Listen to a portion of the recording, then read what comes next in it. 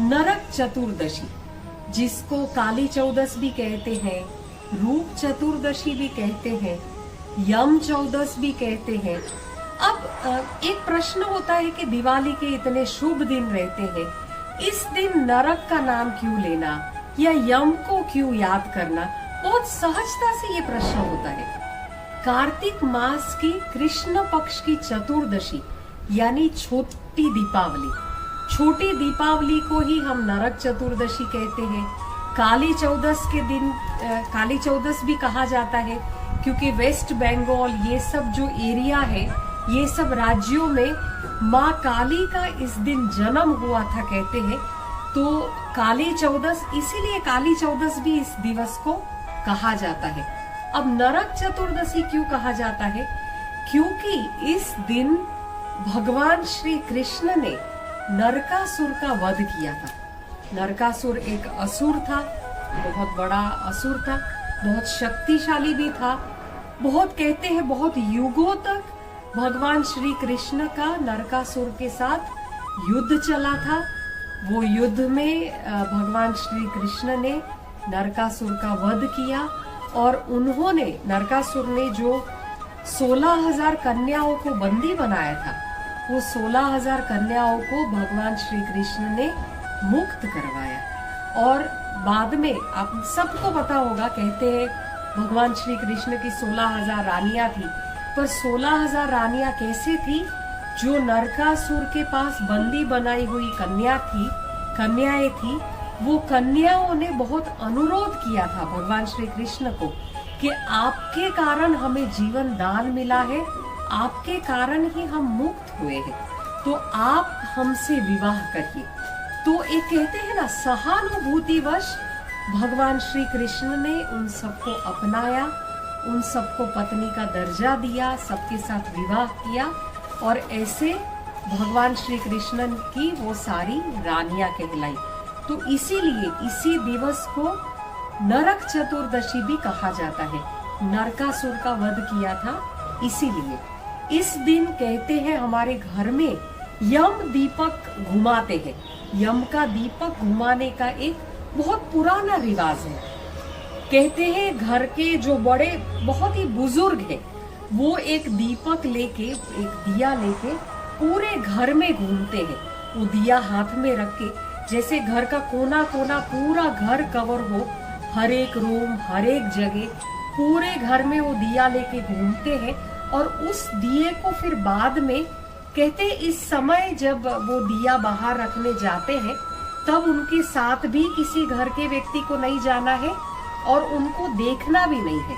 वो बुजुर्ग जब दिया बाहर रख देते हैं, इसका सिग्निफिकेंट ऐसा बताया गया है कि वो दिए के साथ घर के जो बुजुर्ग है, वो यमराज को वो दिया दीप दान कहते हैं। यमराज को दीप दान देना कहते हैं इस प्रथा को, कि यमराज को वो दिया दिखाते हैं घर के बाहर कि आप हमारे घर के बाहर ही रहिए, आपकी हम पूजा करते हैं। आपको उसके साथ अलग अलग प्रथाएं हैं। कई कई जगह पर दीपक के साथ कौड़ी रखते हैं, फिर पैसे रखते हैं, वो खुले छूटे पैसे रखते हैं। कई कई जगह पर पताशा रखने का भी रिवाज है, मिष्टान रखने का भी रिवाज है।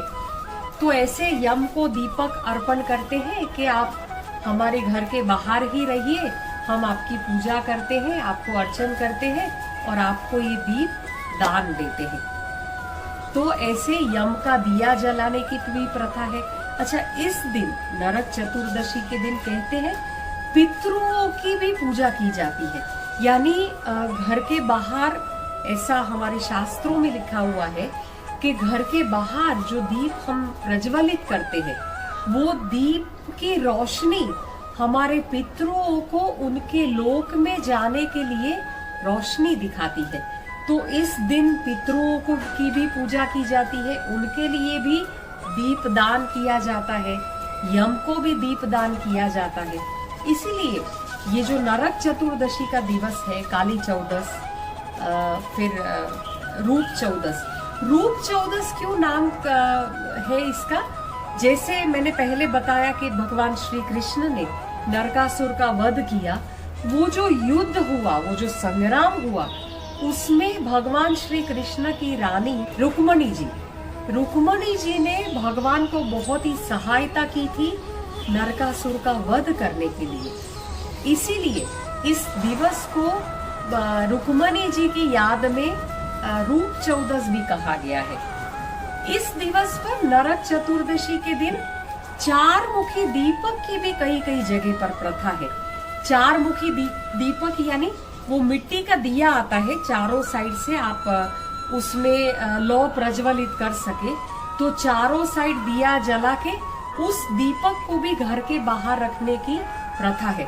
पर ये जो यम का दिया जलाते हैं, यम का दिया कहते हैं कि सिर्फ काली चौदस के दिन ही नहीं, पर जो पांचों दिवस है दीपावली का जो पर्व का, वो एकादशी से शुरू होके जो पांचों दिन है गोवर्धन पूजा तक, वो सारे पांचों दिवस तक ये करने का विधान है।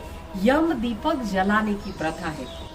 रूप चौदस के दिन, ये नरक चतुर्दशी के दिन कहते हैं ये पितरों को दीप दान देकर या यम को दीप दान देकर अगर हम पितरों को याद करते हैं तो कहा जाता है कि देवी लक्ष्मी और सारे देवी देवता बहुत प्रसन्न होते हैं और बहुत प्रसन्न होकर हमें आशीर्वाद देते हैं।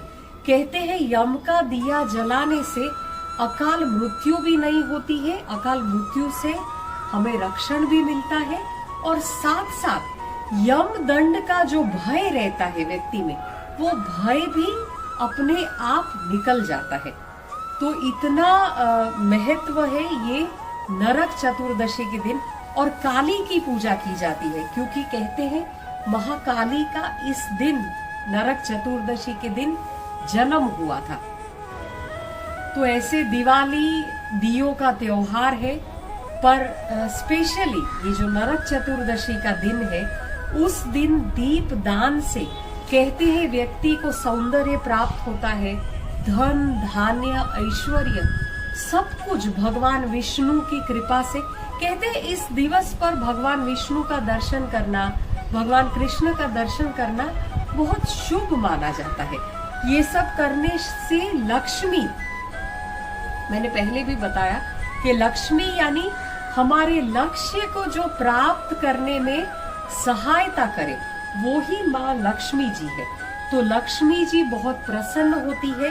ये सब दीप दान करने से कोई जरूरतमंद है जिसको सही में जरूरत है, उनके जीवन में हम अगर उनको जो चाहिए वो देकर जो हेल्प का दिया अगर जलाते हैं, फिर तो लक्ष्मी जी हमारे जीवन को धन धान्य जो भी हमें चाहिए उससे भर ही देती है।